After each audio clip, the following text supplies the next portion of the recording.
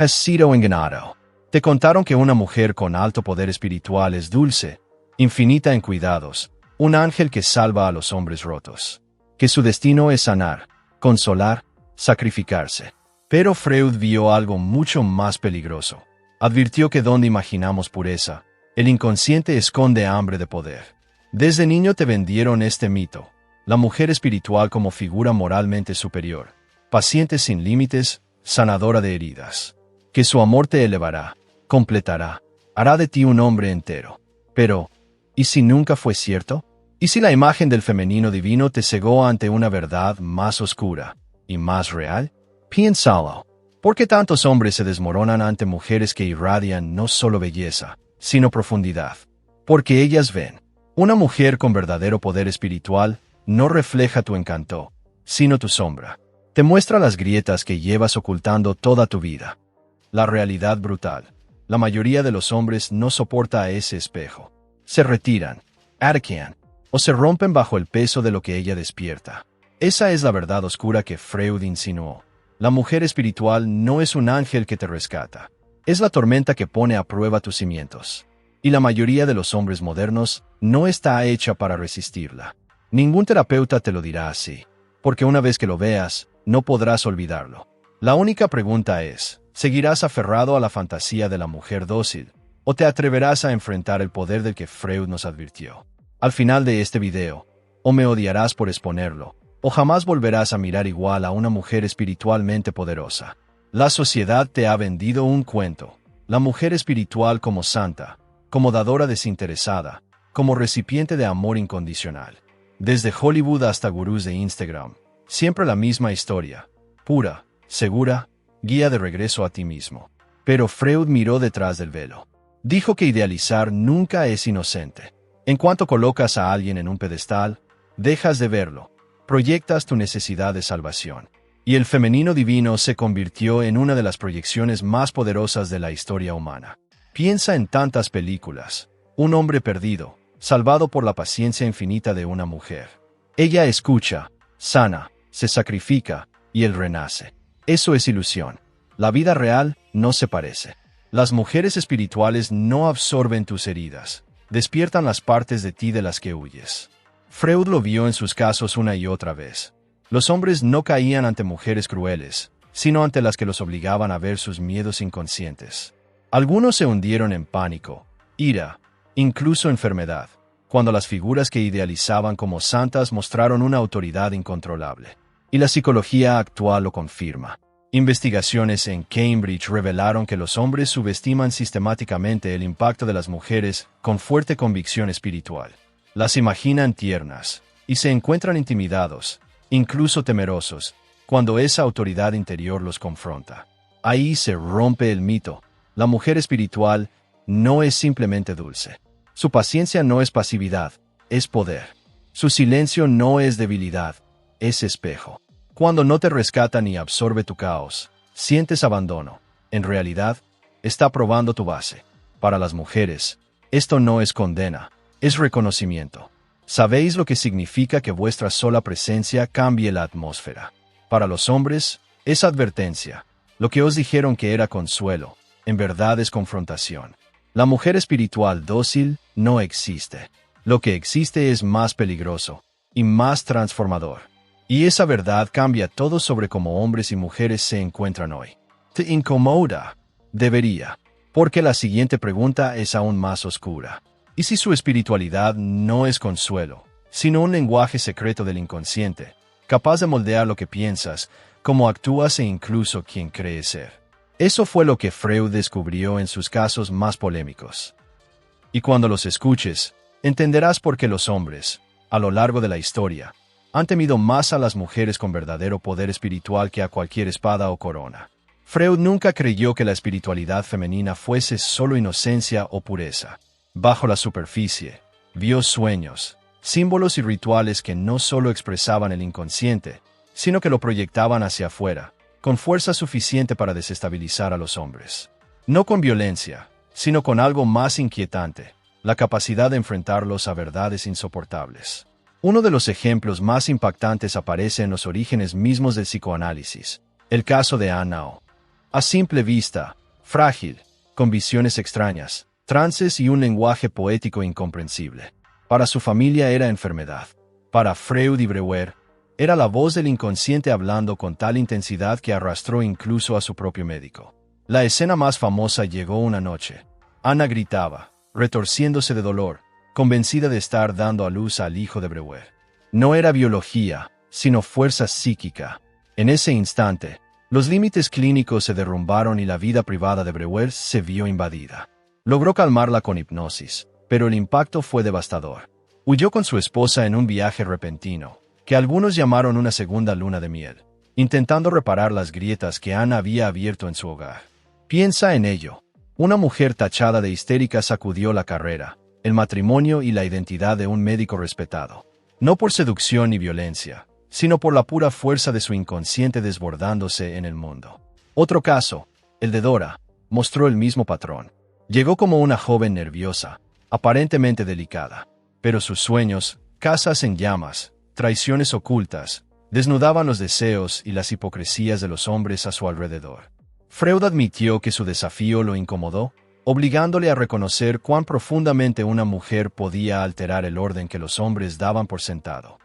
Esto era lo que Freud quería decir con que el inconsciente siempre regresa. Anna y Dora no eran simples pacientes, eran canales por donde el inconsciente irrumpía, dejando a los hombres expuestos. La ciencia actual confirma que no es un fenómeno del pasado. Un estudio de 2018 en Journal of Social Psychology mostró que los hombres perciben a las mujeres con fuerte convicción espiritual como más atractivas, pero también más intimidantes. Los investigadores lo llamaron disonancia carismática, la paradoja de sentirse atraído y amenazado al mismo tiempo. ¿La crees tierna? En realidad, está leyendo tu inconsciente. Y lo que casi ningún hombre comprende es que tu inconsciente también la está leyendo a ella. Por eso, ante su mirada, te sientes desnudo incluso cuando ella no pronuncia una palabra. Para las mujeres, esto es reconocimiento. Esa autoridad silenciosa que cambia la energía de una sala. Esa presencia que desestabiliza más que cualquier discurso. Para los hombres, es la pesadilla tras el mito. La mujer espiritual no es refugio. Es la tormenta que revela si tu base puede sostenerse. Y la historia muestra que la mayoría no puede. Porque lo que Freud observó en la clínica ya había sido intuido siglos antes. Desde siempre, cada vez que las mujeres portaron símbolos, visiones o profecías, hicieron temblar el mundo, y los hombres respondieron con miedo. En la antigüedad, eran sacerdotisas y oráculos. En Delfos, la Pitia dictaba el destino de reyes y ejércitos. Sus palabras pesaban más que las armas. Pero la veneración siempre convivía con el temor. Mientras servían al Estado eran respetadas. Cuando escapaban a su control, eran tachadas de peligrosas. En la Edad Media, ese miedo ardió en hogueras. Mujeres con visiones, con saberes de hierbas, con carisma suficiente para reunir seguidores ya no fueron llamadas sacerdotisas, fueron llamadas brujas. Las cacerías no fueron superstición, fueron control. Hombres aterrados de una autoridad femenina que no podían silenciar la convirtieron en enemigo, la quemaron y borraron su legado. El patrón nunca desapareció. En el siglo XIX, los movimientos espiritistas arrasaron en Europa y América. Sesiones dirigidas por mujeres atraían a políticos, científicos y escritores que, entre fascinación y temor, quedaban cautivos del poder de una medium. Hablaban en trance, transmitían mensajes de los muertos, irradiaban un misterio que hacía tambalear el mundo racional que los hombres creían controlar. Algunas fueron celebradas, muchas ridiculizadas, pero ninguna fue ignorada. Ese arquetipo sigue vivo hoy. Piensa en gurús, sanadoras o líderes espirituales que convocan multitudes globales. Son adoradas por sus seguidores, al mismo tiempo, vistas con recelo. Para muchos hombres, su presencia resulta peligrosa porque toca algo primitivo. El reconocimiento inconsciente de un poder que no puede medirse ni dominarse. Para las mujeres, esta herencia es un recordatorio. Tu fuerza siempre ha estado ahí. De oráculos a místicas, de brujas a maestras modernas, el hilo es inquebrantable. Los nombres cambian, sacerdotisa, bruja, sanadora, guía, pero la esencia permanece. Los hombres sienten tu poder, y su miedo es la prueba de ello. Para los hombres, es una advertencia. Se les repite que el temor a la autoridad espiritual femenina es cosa del pasado, un residuo de superstición. La historia demuestra lo contrario. Una y otra vez, en todas las culturas, el patrón se repite: arrodillarse en admiración o atacar con miedo. Y si crees que la modernidad te ha blindado, pregúntate, ¿por qué tantos todavía se burlan, se alejan o ridiculizan a las mujeres cuya presencia no pueden controlar? La respuesta es simple: porque en el fondo saben lo que Freud ya sabía. La mujer espiritual no es refugio, es transformación. Y la transformación siempre ha aterrorizado a quienes se aferran al poder. La historia lo confirma. Los hombres se inclinan ante ellas o intentan silenciarlas. Ese patrón no murió en el pasado. Sigue vivo en las relaciones actuales, en los miedos modernos, en los hombres de hoy. La gran pregunta es esta: si reyes y sacerdotes antiguos no pudieron soportar ese poder, ¿cómo podrá hacerlo el hombre moderno? Freud llegó a una conclusión inquietante. El poder espiritual femenino activa los miedos más profundos en los hombres: la pérdida de control, la sensación de quedar expuestos, incluso el terror primitivo a la castración. Estar ante una mujer con verdadera autoridad espiritual es, para muchos, ver su masculinidad desmoronarse. Por eso tantos hombres, educados con promesas de amor fácil y relaciones cómodas, se derrumban cuando enfrentan a una mujer con auténtica fuerza interior. Esperan consuelo, encuentran un espejo, y ese espejo no halaga, desnuda.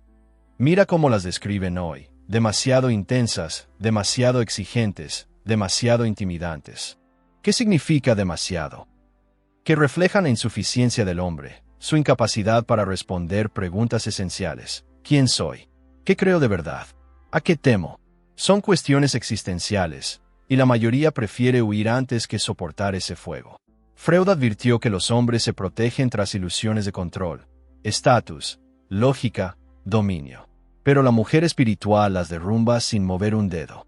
A su lado, él se siente pequeño, expuesto, como un niño jugando a ser rey. Aquí está la paradoja: cuanto más alta asciende ella, más pequeño se siente él. Lo que debería inspirarlo lo humilla, porque carece de base para sostenerse junto a ella. Escucha las historias de hoy. Un hombre se enamora de una mujer enraizada en su práctica espiritual. Al principio, la admira, pero pronto, su calma le muestra su propia ansiedad. Su propósito le recuerda su vacío. Lo que empezó como atracción se convierte en presión insoportable, y se retira, llamándola demasiado complicada. Esto no es su debilidad, es su miedo, y ese miedo está en todas partes. Encuestas en Estados Unidos y Reino Unido muestran que los hombres califican a las mujeres con fuertes convicciones como menos accesibles, incluso mientras admiten sentirse atraídos por ellas. Atracción mezclada con evasión. Deseo contaminado de temor. Para las mujeres, esta verdad es liberación. Te han dicho que eres demasiado, cuando en realidad eres exactamente lo que desenmascara la inseguridad de quienes no pueden sostenerte. Para los hombres, es confrontación. La mujer espiritual que soñabas no es tu refugio, es tu prueba. La mayoría de los hombres se derrumba ante una mujer con verdadero poder espiritual. Pero no todos. Algunos no huyen, no se quiebran, permanecen. Y entonces ocurre lo extraordinario. Lo que parecía destrucción se convierte en transformación. Freud advirtió que estas mujeres despiertan los miedos más profundos del inconsciente: perder el control, quedar expuestos, sentirse pequeños. Jung fue más allá. Dijo que al encontrarse con una mujer así, el hombre no solo le encuentra a ella, sino a su ánima, su femenino interno, mientras ella toca su animus, el masculino oculto que la impulsa a expandirse. Dos fuerzas inconscientes se enfrentan, y si nadie escapa, ambos renacen. Este es el secreto que casi nadie admite. Solo un hombre fuerte puede caminar junto a una mujer fuerte. No porque la domine, ni porque la reduzca, sino porque reconoce su poder sin miedo. Él no la encierra, la deja ser inmensa, y en esa inmensidad, él también crece. Lo que para otros parece competencia, se convierte en espiral ascendente. Su fuerza no la limita, la libera. Su poder no lo debilita, lo fortifica. Al lado de un hombre débil, una mujer poderosa se siente enjaulada, obligada a encogerse para no romperlo. Al lado de un hombre fuerte, por fin se quita la armadura. Puede arder sin miedo a quemarlo. Puede ser tierna sin miedo a ser despreciada. Puede ser feroz, dulce, caótica, serena, plenamente ella misma. Y él, a su vez, aprende que la fuerza no está en el silencio, sino en la honestidad. No en el control, sino en el coraje. Eso no es debilidad. Eso es alquimia. La advertencia de Freud se vuelve fundamento. Huir de mujeres que despiertan tu inconsciente te mantiene pequeño. Quedarte te convierte en acero. Y sobre ese acero nace un vínculo irrompible. Para las mujeres, tu poder no es demasiado. Es exactamente lo que prueba, pule y transforma. No eres musa frágil que espera ser rescatada. Eres la tormenta que revela la verdad. Para los hombres, el reto es permanecer cuando todo en ti grita que corras. Resistir cuando su mirada te desnuda. No reducirla para salvar tu ego, sino crecer para estar a su altura.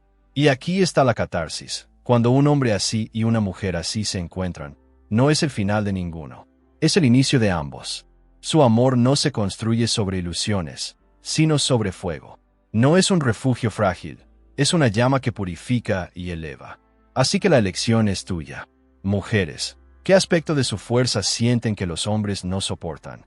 Hombres, ¿qué faceta del poder femenino los desarma más? Escribidlo en los comentarios. Cada respuesta abre un espejo colectivo. Y si no quieres perderte lo que viene, suscríbete. Lo próximo nos llevará aún más allá del velo, al corazón mismo del inconsciente. Nos vemos en el próximo capítulo.